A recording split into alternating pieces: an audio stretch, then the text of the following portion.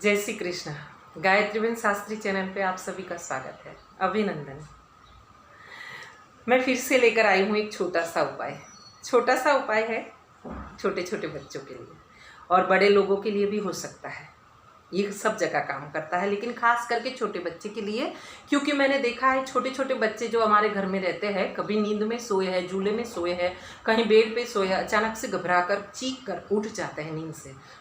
गोविंद, बच्चे नींद से घबराकर जैसे चमक कर उठ जाते हैं। हमारे गुजराती में उसको बोलते हैं कि बालक झपकी गयो, बालक झपकी गयो। तो ऐसे चमक के बच्चा उठ जाता है, उसके बाद रोना शुरू करता है। 20 मिनट 30 मिनट रोता ही जाता है। उसको मम्मी के पास रखो, उसको पापा के पास रखो, उसको कंधे पे सुलाओ, उसको बाहर लेके जाओ, उसको कोई बढ़िया सा खिलौना दो या कोई खाना दो उसके मन पसंद, लेकिन वो रोना बंद नहीं करता, चुप नहीं होता। मतलब कि बच्चा घबरा गया है नींद में या कुछ हुआ है। तो जो मानते हैं उनको पता है कि लगता है कि बच्चे के ऊपर नज़र लगी है या बच्चे को कुछ टोना या टोटका या कुछ भी हुआ है, कहीं बाहर निकला होगा, वहाँ पे कुछ हुआ होगा चार रास्ता पे। तो उसके लिए उपाय है और एकदम सिद्ध उपाय है। किसका? हनुमान जी महाराज का। हनुमान जी महाराज आज भी चिरंजीवी है। मैं मानती हूँ उनको, इतना इष्ट देव है मेरे।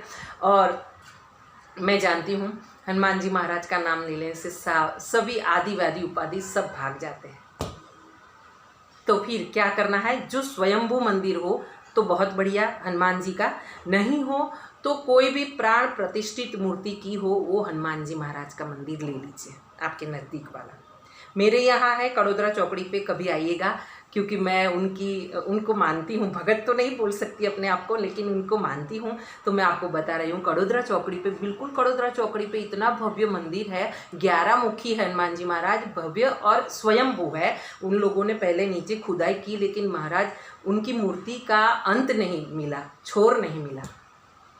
ऐसे 11 मुख वाले हनुमान जी महाराज है और बहुत चमत्कारिक है कड़ोदरा में। आगे चलते हैं। तो क्या करना है? हनुमान जी महाराज के मंदिर चले जाना है। क्या लेके जाना है?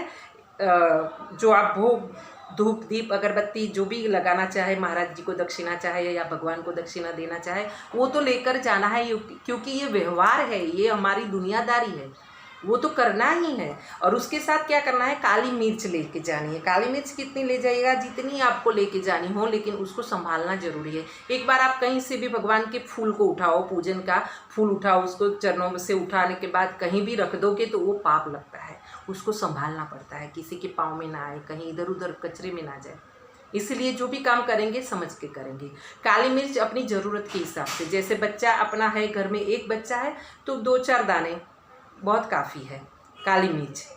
काला मरी, गुजराती मैंने काला मरी कही, तो लेके चले जाना है। वहाँ जाके महाराज जी को वो काली मिर्च उनके हाथ में दे देनी है। हनुमान जी का पूजन पाजन करके प्रणाम कर लेना है, भोग लगा देना है, दक्षिणा दे देनी है। और उसके बाद ये सब जो मैं बोल रही हूँ वो आप करो या फिर उसको स्किप कर दो, ना करना चाहो तो ना करो, क्योंकि भगवान आपके दक्षिणा पे नहीं है, पूजन पाजन पे नहीं है। भगवान कृपा करते हैं, वो नहीं देखते कि उसका बच्चा कैसा है, बस उनका काम ही है कृपा करना, कृपा करना। ले जाओ ले जाओ ले जाओ, वो देने के लिए बैठे हैं।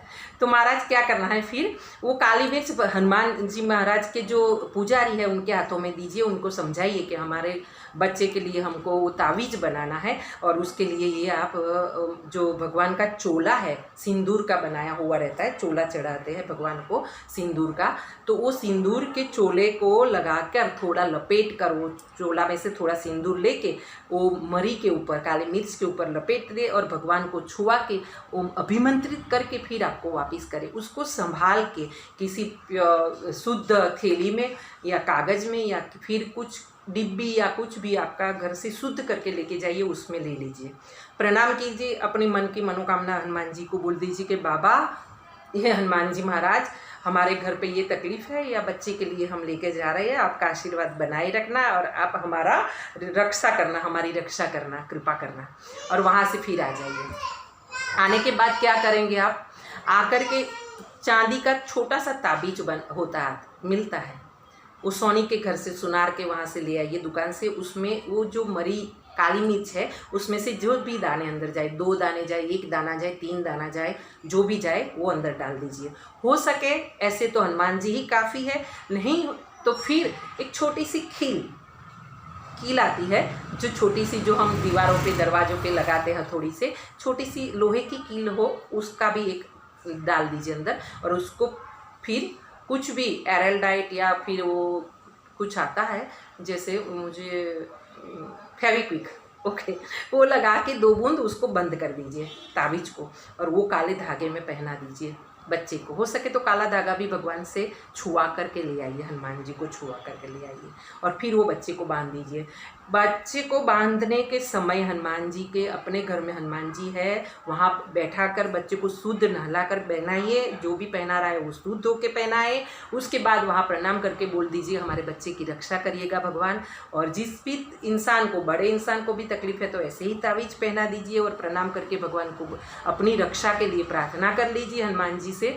और दूसरा क्या कहेंगे, जैसे तावीज़ बांधा उसके बाद स्त्रियों के 4 दिन वाला सूतक, और बाहर कहीं भी जा रहे हो तो किसी को डिलीवरी हुआ है, किसी का बच्चा हुआ है, तो वहाँ जाने के समय आप ये तावीज़ पहन के मत जाइए, फिर वो काम नहीं करेगा। इसलिए जब भी कोई सूतक में आप जा रहे हो तो बच्चे को पहनाया है या आपने पहना है, खुद ने पहना है, तो आप वो तावीज़ को उतार के रख दीजिए साइड पे, फिर जाइए, जाने के बाद आइए, नहा लीजिए, शुद्ध होने के बाद गंगा जल छिड़क के और तावीज़ पे हनुमान जी का नाम लेके अगरबत्ती धूप दीप करके फिर वही तावीज़ भगवान के सामने फिर से पहन लीजिए।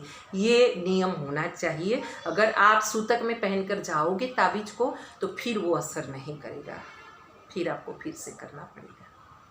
तो ये आप करके देख लीजिए। मेरे हिसाब से मैंने बहुत लोगों को करवाया, खुद मैंने भी किया है और ये सटीक है। तो हनुमान जी महाराज की जय हो। ओम हम हनुमंताय भय भंजनाय सुखम कुरु कुरु फट स्वाहा। जय श्री कृष्ण।